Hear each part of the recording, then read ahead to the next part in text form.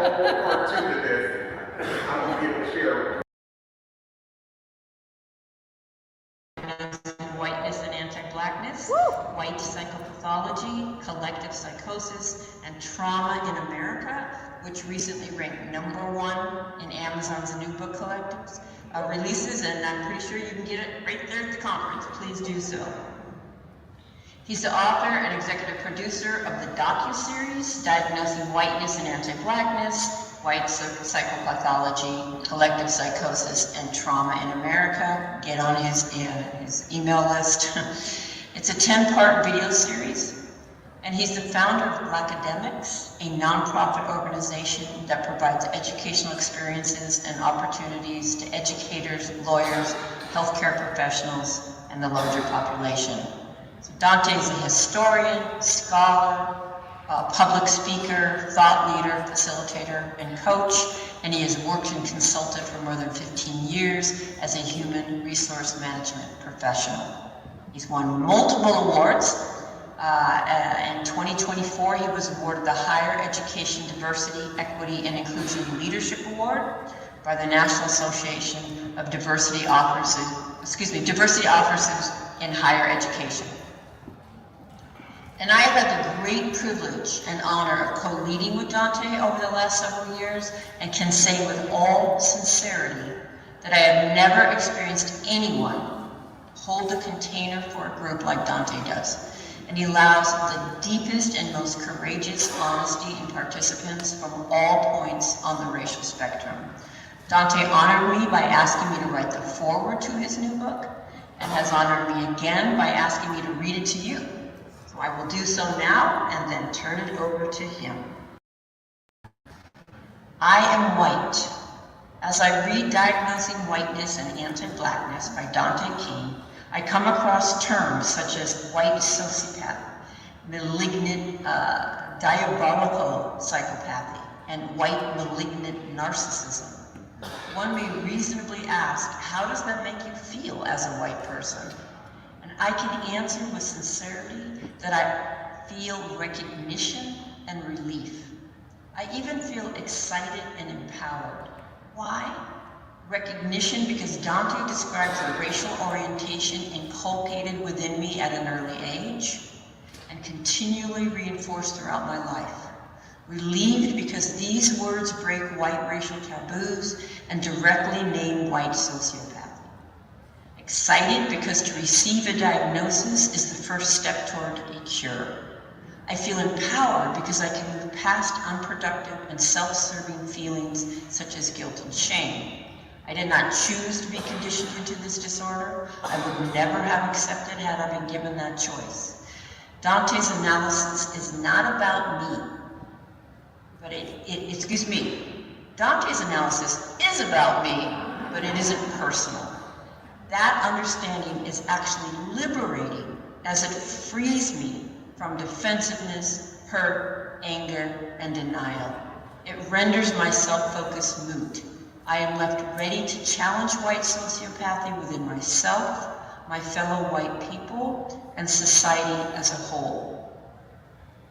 I've been involved in anti-racist education for over 2 decades, working both internally and externally to expose and challenge white supremacy.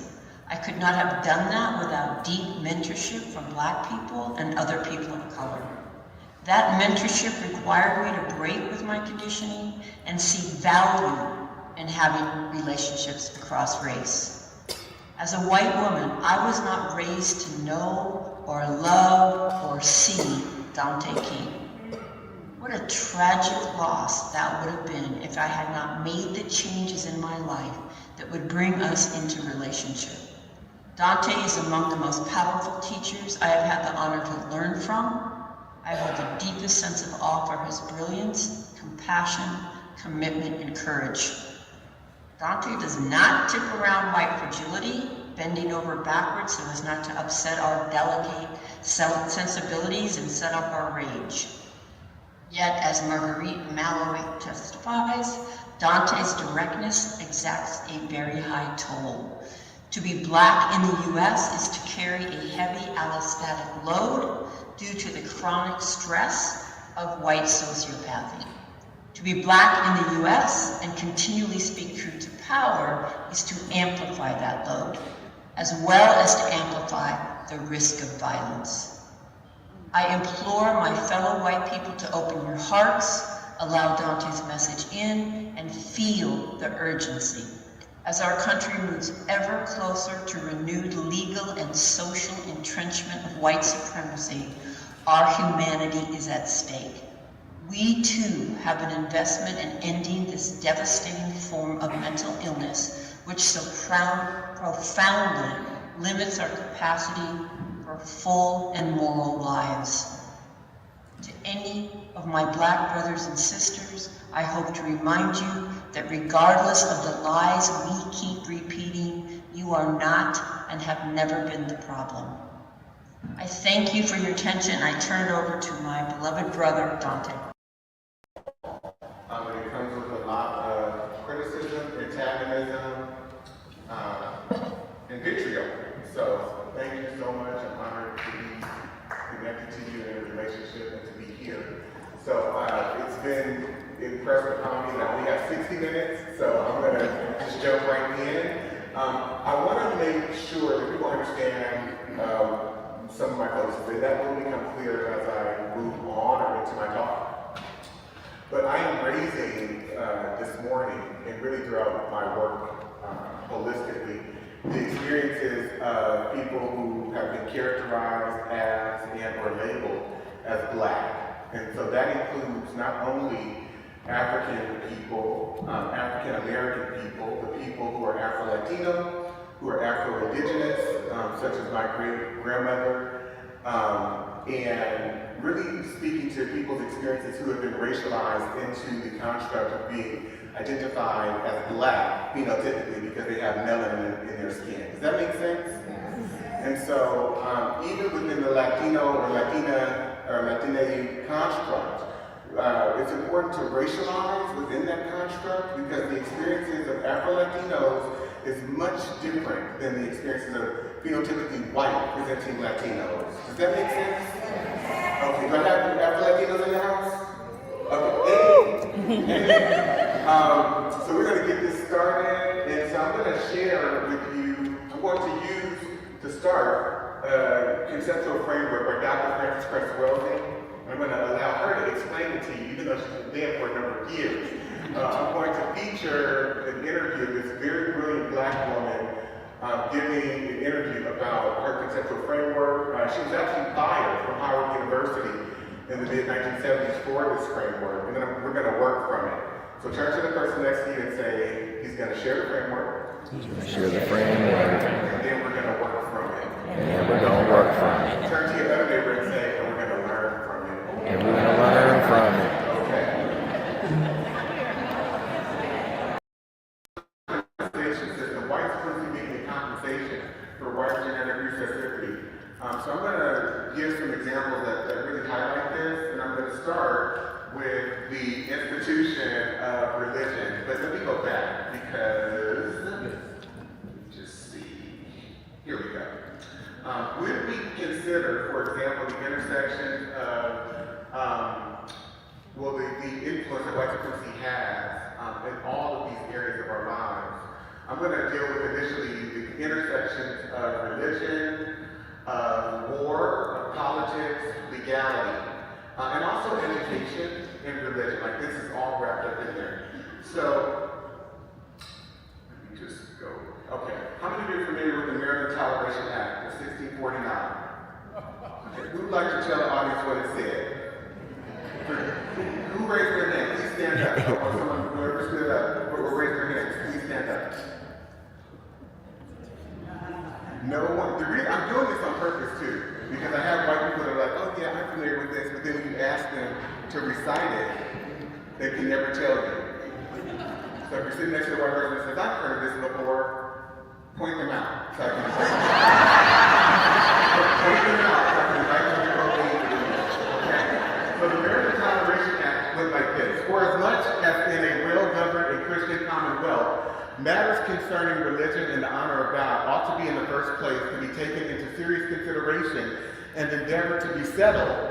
Be it therefore ordained and enacted by the right honorable Caecilius Lord Baron of absolute lord and proprietary of this province, with the advice and consent of the upper and lower house of this General Assembly, that whatsoever person or persons within this province and the islands thereunto belonging shall henceforth blaspheme God, that is, curse him, or shall deny our Savior Jesus Christ to be the Son of God, or shall deny the Holy Trinity, the Father, Son, and the Holy Ghost, or the Godhead of any of the said three persons of the Trinity, or the unity of the Godhead, or shall use or utter any reproachful speeches, words, or language concerning the Holy Trinity, or any of the said three persons thereof, shall be punished with death, and confiscation or forfeiture of all his or her lands and goods to the Lord proprietary and his heirs. So if you reject Christianity, if you blaspheme God, if you say anything to go against Jesus, you will be murdered. Turn to your neighbor and say, you will be murdered. And all of your assets that you've worked for will be forfeited to the Lord Governor.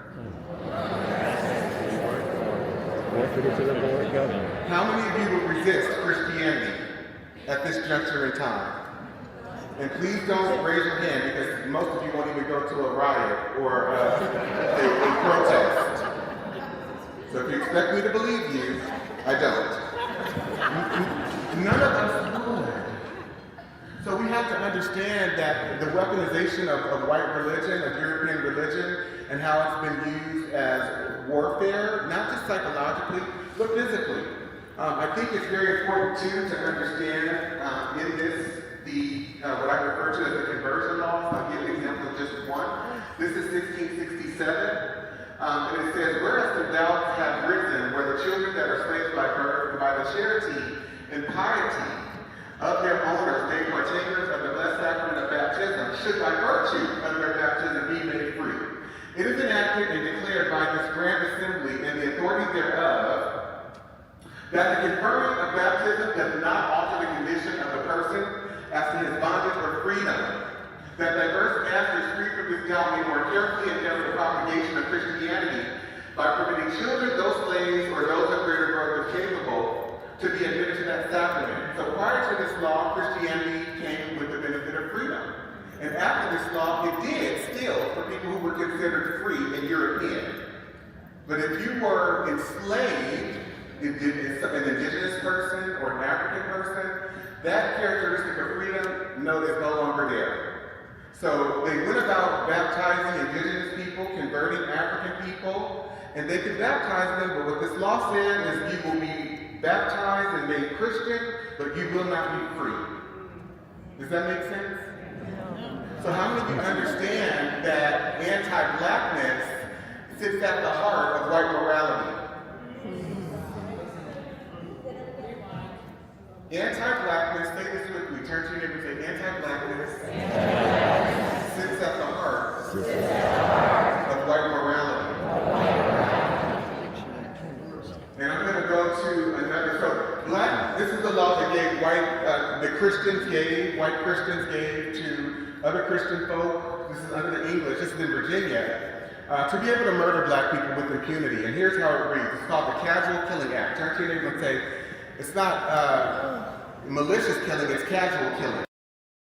So this law says, whereas the only law enforced for the punishment of refractory servants resisting their master, mistress, or overseer cannot be inflicted upon Negroes because black people are too stubborn, they need a stronger degree of force. Because as they are resisting rape, pedophilia, they're resisting their mother being raped, they're trying to fight for them, as they themselves are resisting from having their daughters, their 10-year-old, 11-year-old, 12-year-old daughters be put out for prostitution, which is how the American empire gets built. As they start to resist that, we need a form of correction to be able to keep them in line. How many of you are tracking with me? Okay. So because of their stubbornness, you see the word obstinacy, many of them they can't be suppressed by anything other than violent means, be it enacted and declared by this grand assembly if any slave resists his master or other by his master's order correcting him, and by the extremity of the correction, I have to memorize some of them, should happen to die, that his death shall not be accounted a felony, but the master or that other person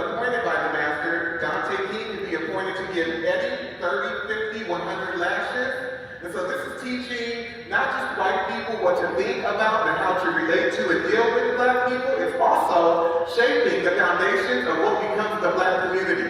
Because how many of you know that we weren't Black? We were Ugandan, we were Nigerian, we were Canada, we weren't Black. And so the whole Black construct is one of terror and trauma. And so it said, since, we're giving basically white people the benefit of the doubt, and the entire legal landscape in this culture, and institutional and cultural landscape, is all about giving white people the benefit of the doubt. So each one of these laws and everyone that follows subsequently assumes good intent. How many of you know that a Black person can never assume good intent of anyone? We have no allies here, and sometimes that even includes people that look like us, because they've been trained to adhere to a psychological framework, a cultural framework, a value system, a belief system that aligns themselves with whiteness.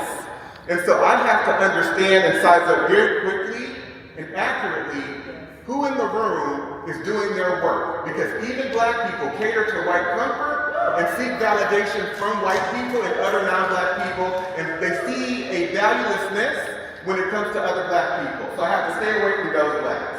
Turn to your neighbor and say, you have to stay away from those Blacks. Stay away from those Blacks. And don't get me wrong, I'm very clear because I used to be one of them.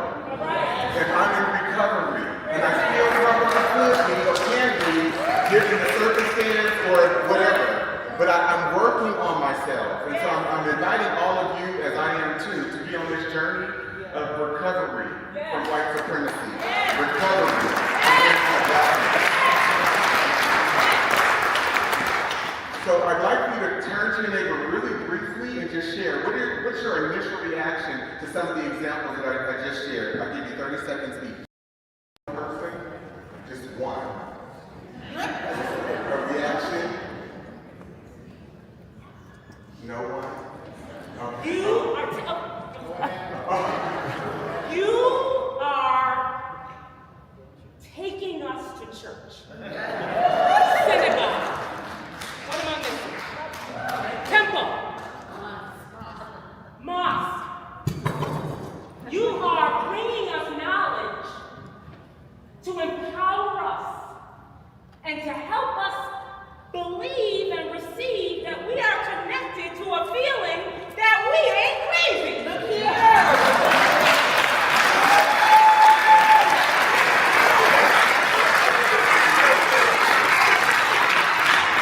So one of the words that we used was the word intense.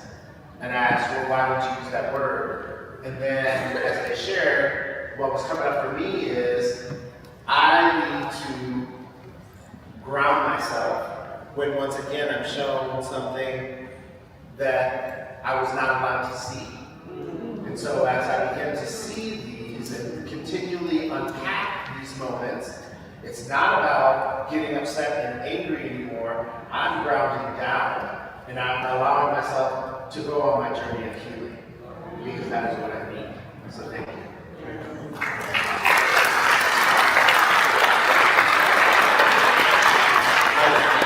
And I love what you said. I do want to say I am angry. Yes. And I will forever be angry because not understanding this knowledge, I did feel crazy. But I also blamed my parents for things. I misdirected my discontent and my anger because I didn't have this information. And so left without any context, I blame Black people for their misgivings, for not doing X, not doing Y, not doing Z. I had no reference. And once I was able to go on this research journey, then I'm going to invite you to go on with me, and also Dr. Ralph D'Angelo. We have a 16-week fellowship that we're doing together. But once I began my research journey about 20 years ago, it just traumatized me. I went through grief. I was very sad. I became depressed. I became suicidal at what I was finding out. And it allowed me to understand that there's not one African American person in this country, or Afro-Latino person, or person of African descent who has a lineage that dates back to the antebellum period, or any Black person even that has come since the end. whatever result I see, whether they're economically deprived, whether they are on drugs, whether they have been abused or ravaged by the white supremacist system of criminality, it's not their fault. It's not their doing. I have to forgive every black person. And the reason I say that, if you were to join the fellowship, you will see, I'm sharing examples with you, but I have over 20,000 of these legal examples. 20,000. And when you do a chronological trek into the present, it becomes very clear the things that have been happening in this country for centuries.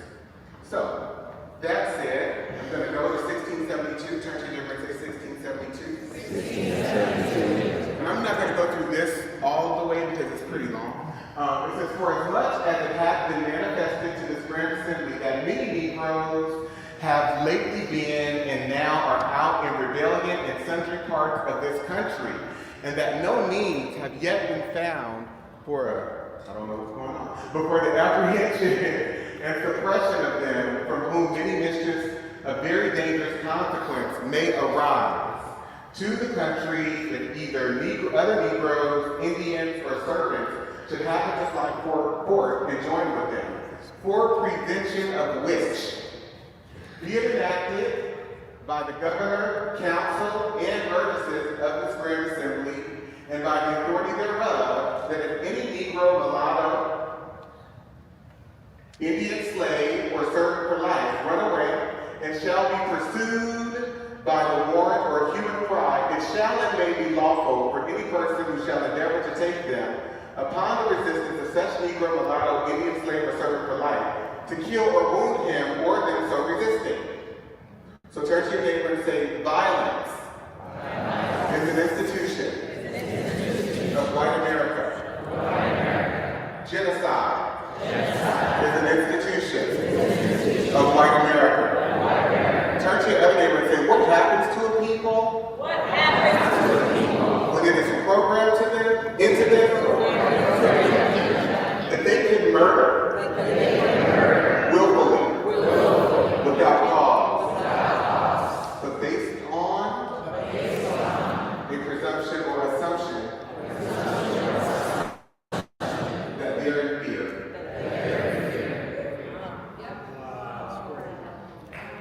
What happens over time?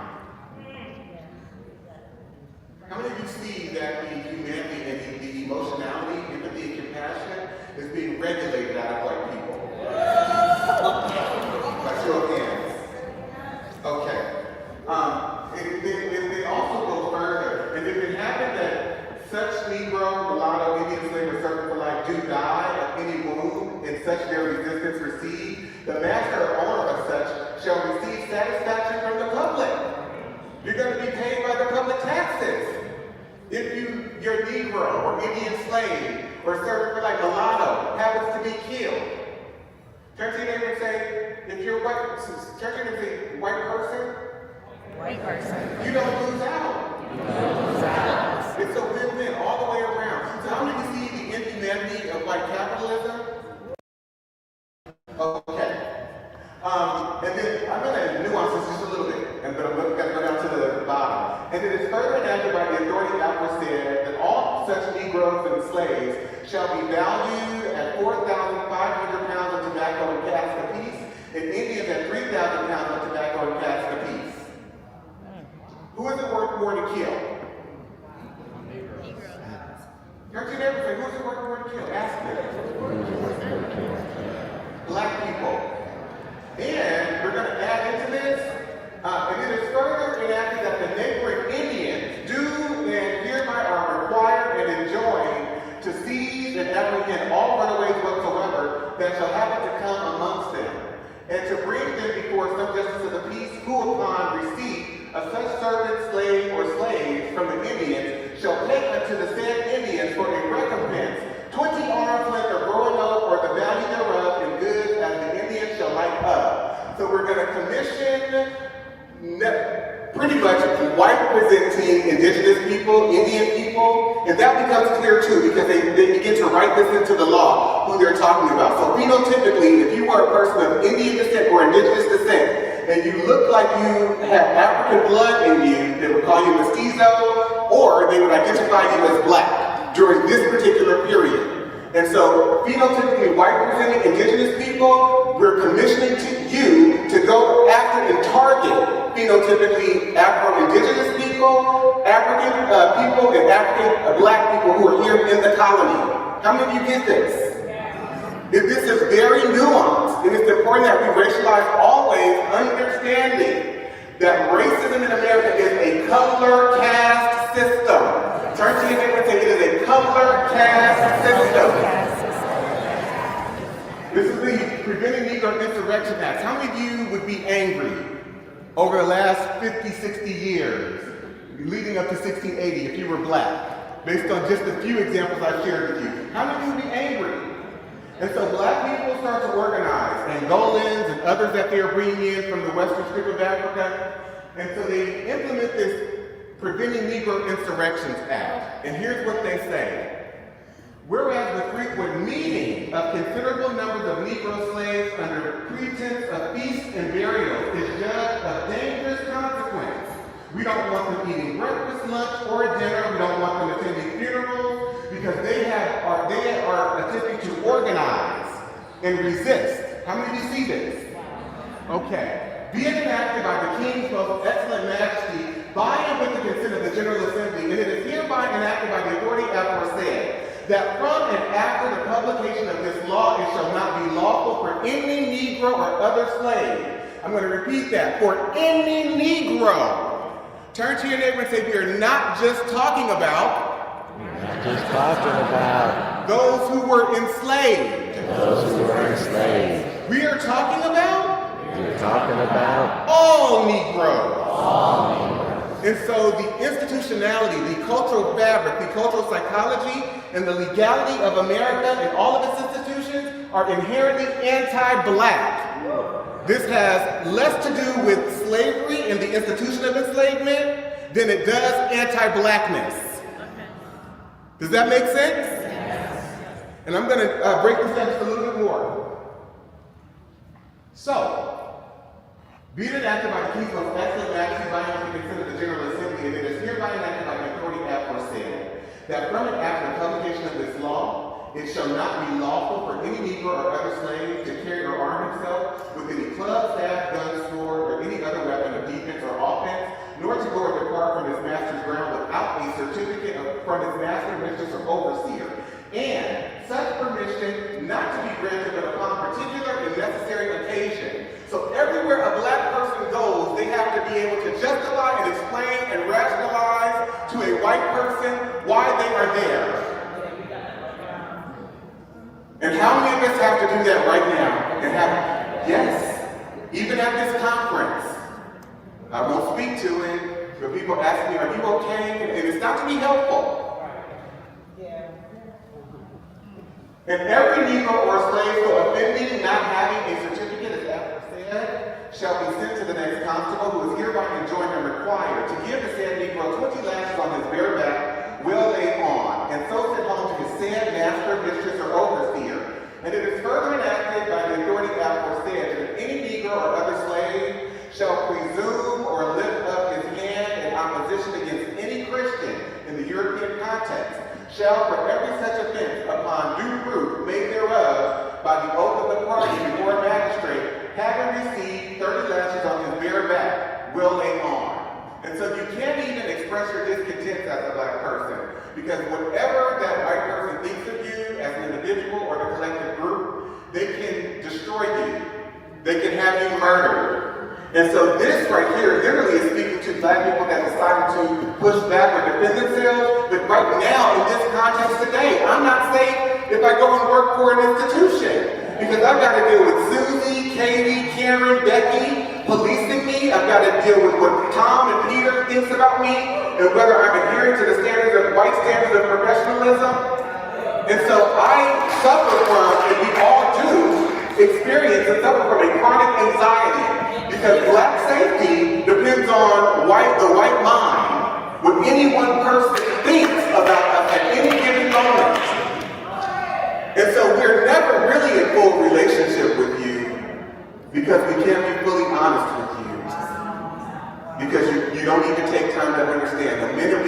our discontent. We are problematic and difficult, and if he just would have said it with a little less emotion, then I could have heard him. I felt frightened. He didn't say that, but it felt like, I just felt like. And so you all have this chronic anxiety that you suffer from, and a lack of emotionality, and lack of compassion, and a lack of humanity, that you need to begin to engage if you want to be in true and real relationship with Black people. Because do not mistake our niceness as though we are in relationship with you. We fear you, and we are programmed to cater to your comfort. And so knowing that you can have us killed, you can destroy our livelihood at any time, we have to be pleasing to you. The Black people here are identifying and agreeing with everything that I'm saying. I want you to stand.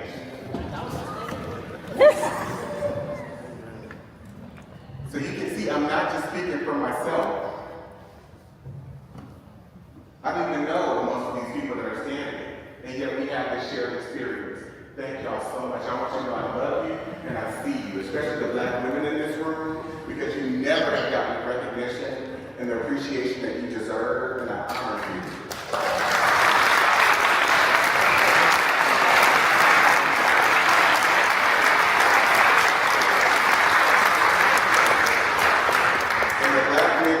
My Black males, my Black brothers, I love you, I see you, I understand the erosion of your humanity, having to minimize yourself and make yourself small, not even being able to defend yourselves, your sons, daughters, nieces, and nephews. It's crazy.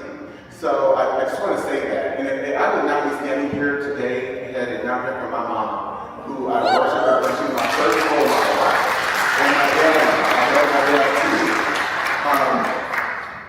And so it goes on saying, it is hereby further enacted by the authority that said that any Negro or other slave shall absent himself from his master's service and lie hid and lurking in obscure places, committing injuries to the inhabitants, and shall resist any person or persons that shall by any lawful authority be employed to apprehend and take the said Negro. That then, in case of such resistance, it shall be lawful for such person or persons to kill the said Negro or slave so lying out and resisting, and that this law be once every 6 months published at the respective county courts and parish churches in this colony.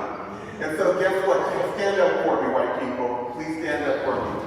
I just want to share with you, in our service today, we have a new law that gives you the opportunity to ask for a certificate from every Black person that you see. You have the right to police and surveil them anytime you see fit. They have to justify and explain to you why they're at any given place at any given time. And if they raise their hand to defend themselves against you, or even if you just think it, if you presume that they might be going to do something to you, you have the right to report them to the local authority and have them subjected to 30 lashes on their bare back and then sent home to their master. And if that's not enough, guess what additional privilege we're affording to you today in this law? You get to have them murdered, or you can kill them yourselves with impunity.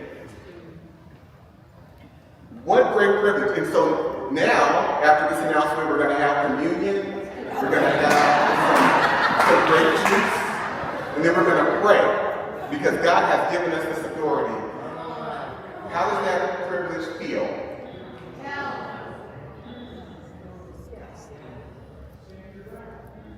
Part of me has to die for me to say yes to that. What part of myself do I have to kill to say yes to that law? A part of me has to die.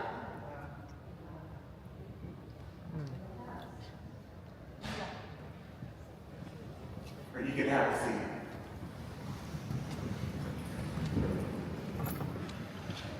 So in what ways is whiteness being defined? Because as you heard Dr. Chris Weldon say, it's not been defined genetically. It's not been defined legally, scientifically. So in what ways are these laws shaping what it then means to become white? Anti-black. Very pro-white, concerned with the lack of pigment as a characteristic in those who have melanin. But then there's also a direct target of anti-blackness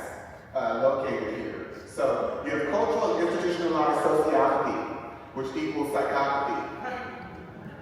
How many of you would agree with that? Show of hands. Okay. I only have a few minutes left. Here's the Black Academics Boot Camp. If any of you are interested, I'll be in person for an entire day at Preservation Park in Oakland, California, and we'll be together all day, just there going through an intense summit of this material and critically examining it. For those of you who want to sign up from the conference, we will give you $100 off. Just email my assistant, jj@danteking.com, or email is jj@danteking.com. If you would like to join the fellowship I spoke about that Dr. Robert D'Angelo and I are doing, that starts September, and it's every other Wednesday on Zoom from 10 a.m. Pacific time to 2:30 p.m. Pacific time. And we go for 8 months, 16 weeks, every other week. If you register from the conference, again, I will offer you $1,500 off. Just email my assistant, jj@danteking.com. So going back to this and looking at the color aspect, so how many of you see the preoccupation with color? Turn to them and say Negro, Negro, Negro. As white people begin, or Europeans begin to convert, indigenous and African people into Christianity, they have to transition from using the term Christian, because now multiple people are identified by that label outside of the European construct. To several people, or at least a few, that are here. First of all, let me say this. I would not be here if it were not for this gentleman right here, by the name of Marcelo Walker. Please.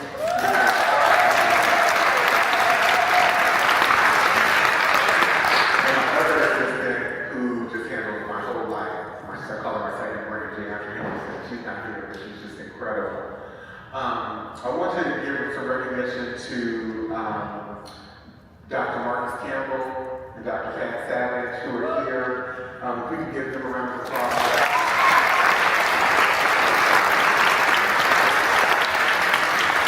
I've been doing some incredible work with them, some deep work. And as well as Katie. Katie's here, and where's Kelly? I saw Kelly here too. If you both want to stay. Oh, there you go. These two white women took the fellowship. I think, Kelly, you took it once and then you're back again.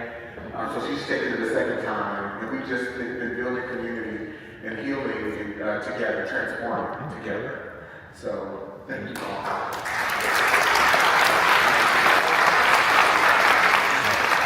This is the South Carolina 1740 Negro Act, and this act says, Section 1 declares all Negroes of Indians to be slaves. Section 2, under this provision, it has been uniformly held that color is prima facie evidence that the party bearing the color of a Negro, mulatto, or mestizo is a slave. But the same prima facie result is not followed for the Indian color. What does prima facie mean? Face of the evidence. So if we perceive you just based on visible, just on sight, visually, to be of the Indian color, you're not enslaved. How many of you understand that? But if you look like you phenotypically have any mixture of black or African blood, and we perceive you, you are enslaved. How many of you got that? How many of you see the object of color functioning in white people's compulsory obsession with it? Okay. So then we go to the 1790 Naturalization Act. And so this objectification of a color concept, white, turn to the white person next to you and say, you're not white. You're European. And you lack an ability to produce skin pigmentation as other groups do. Turn to your neighbor and say, you're not white. Get healed. Okay. So we're going to start a whole country, the United States of America, based on the predicate of whiteness. And so in 1790, the United States Congress passes this law, and it says, be it enacted by the Senate and House of Representatives of the United States of America, of Congress assembled, that any alien being a free white person who shall have resided within the limits and under the jurisdiction of the United States for the term of 2 years may be admitted to become a citizen thereof. So white whiteness is the main value system in America. That's how you get economics, access to opportunity through your citizenship. And so therefore, white institutions, this country, the legal system, the political system, all of our institutions function on the basis of white affirmative action and white sponsorship. There's a book called When Affirmative Action Was White, written by a Jewish guy by the name of Ira Katz Nelson. You should get it and read it. When Affirmative Action Was White, by Ira Katz Nelson. We then go on, so is this privilege or terrorism? Is it privilege or terrorism? I don't know, I still don't know. You're not white, get healed, okay. So whiteness is psychological in nature. It's been infused into our legal system, all areas of our lives, and so has anti-blackness. And so anti-blackness is a white American legal, social, cultural, economic, institutional values and belief system. It involves the deprioritization of humans labeled as black people, as well as the criminalization, hyper-negativity, hyper-scrutiny, and negative positioning of black people and or blackness throughout all aspects of American society and life for the purpose of justifying and rationalizing political, social, cultural, economic debasement and inhumane treatment, ultimately genocide. So we are involved in a genocidal project where non-white people are concerned. How many of you see that being evidenced before you today? Okay. Anti-blackness includes, it can be a combination of texturism, featurism, colorism, and Eurocentric desirability versus undesirability based on European standards. And so some examples, and I'll share with you briefly. How many questions? So President Thomas Jefferson, he said, I advance it therefore out of suspicion only that the blacks, whether originally a distinct race or made distinct by time and circumstances, are inferior to the whites in the endowments, both of body and mind. Deep-rooted prejudices entertained by the whites, 10,000 recollections by the blacks of the injuries they have sustained, new provocations, the real distinctions which nature has made and many other, they secrete less by the kidneys. So black people don't sweat as much, you don't secrete as much by the kidneys, and more by the glands of the skin, which gives them a very strong and disagreeable odor. So we smell bad, we're unattractive. How many of you see this?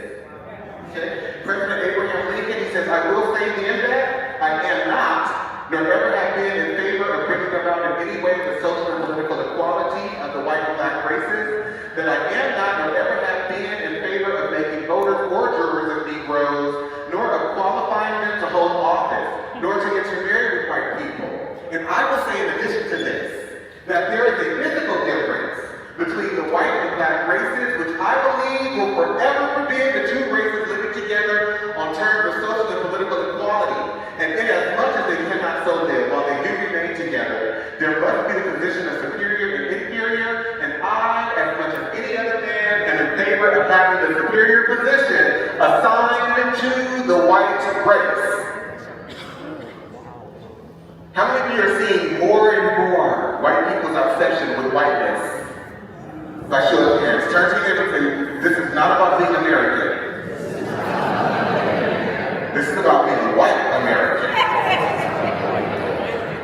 So, President Andrew Johnson, Lincoln's successor, once Lincoln was assassinated, he said the blacks were given the right to vote.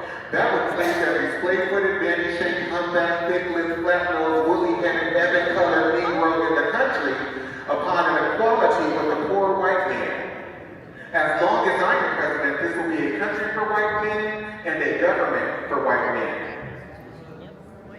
So we go, Albert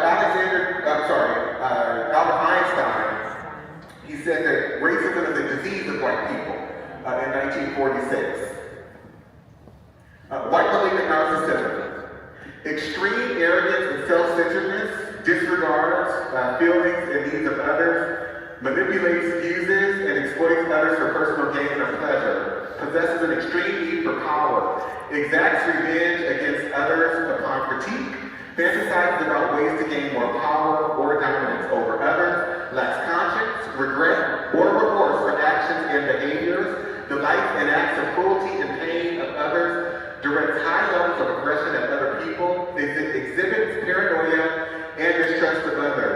I was going to get into, if I had time, the ways in which academic institutions were used to create scientific philosophies to define Black people as inferior. And so if you study the field of psychiatry, white psychiatry, you understand that all of the behavioral determinations that have been made are all made up by white people. And they use their own cultural, psychological orientations to try and define and determine what human behavior should look like for all human beings on the earth. How many of you understand the degrees of narcissism contained in that particular functionality? To think that you're able to define human behavior for every human being on the planet, not understanding their culture, the nuances of lineage of the culture, what people value, no consideration of it. Just use labels to diagnose people based on how you perceive them. Turn to your neighbor and say, it is psychotic. And so, that was University of Pennsylvania. I'm going to end with a quote. If I can get to it. These are rape laws that just only included white women, didn't include Black women.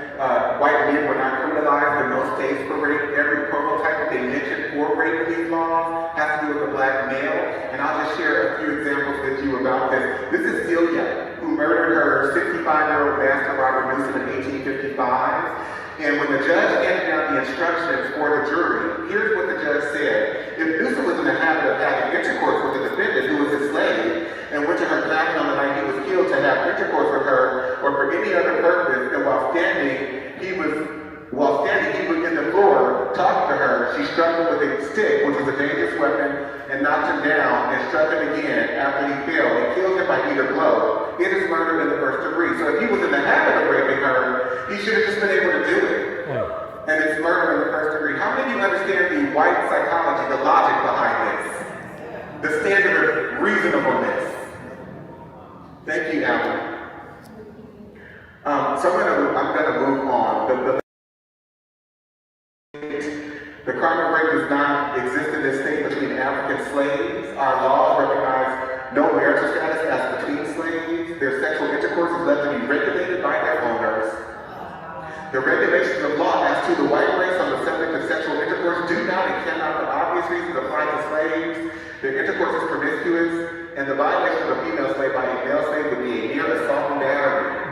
So this is in and out of slavery. So when we go to Dorothy B. State, they said in the Georgia Supreme Court that Black men, if there's any evidence that says that this Black man did not intend to commit a rape, their Blackness will trump the evidence. How many of you understand that? This is 1899, so we're no longer talking about slavery. The Florida Supreme Court, Black women are immoral, so therefore they can't prove chastity. So they can't be raped. This is 1918. Alabama, 1953, Black men are just rapists. And it doesn't matter if there's any evidence to refute that idea. The evidence doesn't matter because their Blackness is what makes them rapists. And so therefore, how many understand the culture of white predation? And so rape and pedophilia are white American cultural institutions, white American moral institutions, white American legal institutions, white American political institutions, and white American economic institutions. So Dr. Bobby Wright, can I have 5 more minutes, please? Yeah. Can I get 5 more minutes?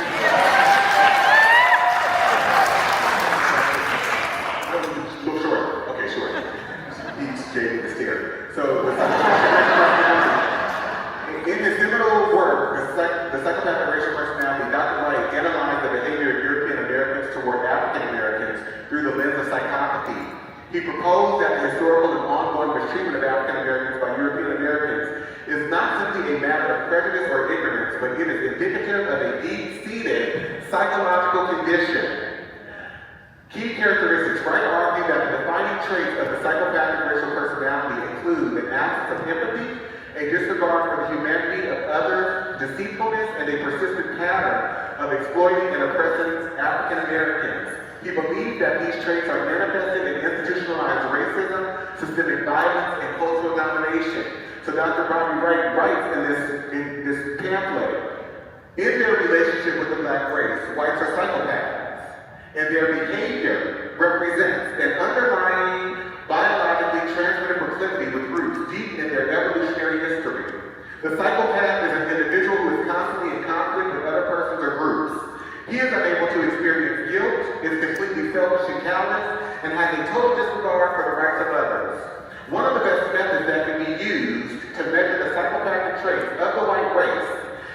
observing and analyzing their universal overt behaviors and attitudes towards blacks.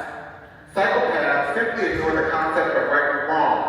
By ignoring this trait in the white race, the lack of ethical and moral development, blacks have made and are still making a tragic mistake in basing the worldwide black liberation movement on moral suasion.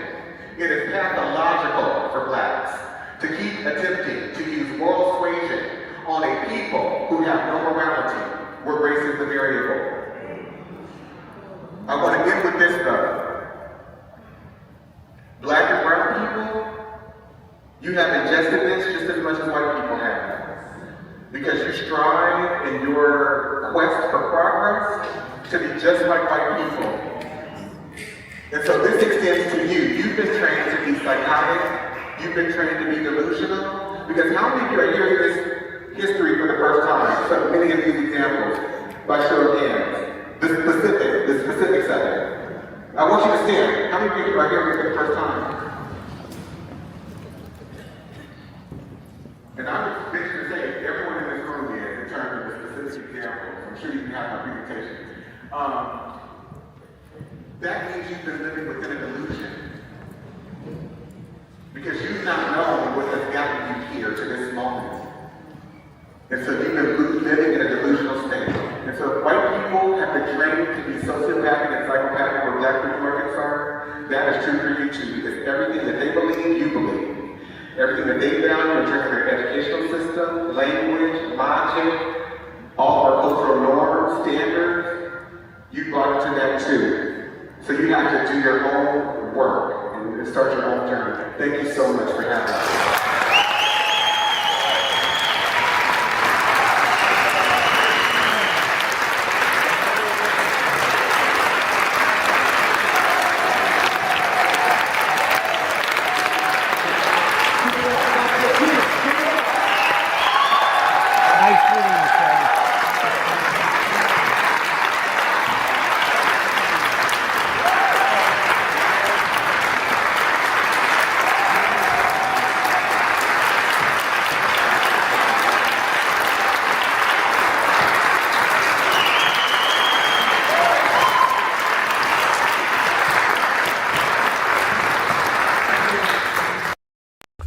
Dr. Amos Wilson told us, we have a school system that is based upon the psychology of white children and white people.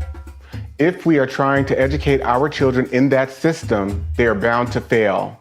The very structure of the educational system itself is based upon a white model, and therefore it has a built-in failure mechanism for black children, one way or the other.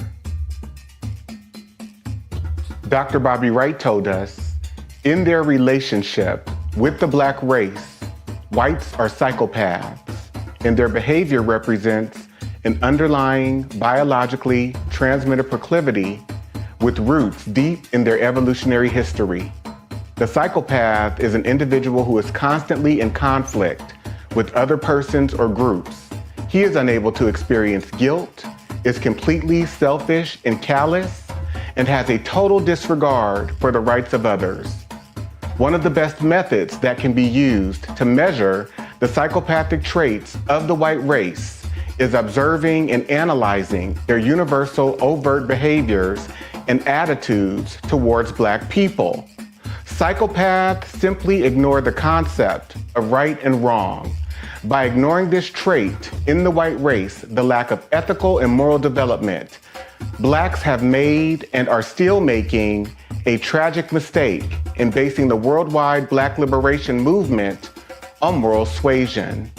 It is pathological for black people to keep attempting to use moral suasion on a people who have no morality, where race is the variable. Acclaimed author Dante King invites you to purchase his book, Diagnosing Whiteness and Anti-Blackness, by going to his website, www.danteking.com, or Amazon, Barnes & Noble, and any other major book retailer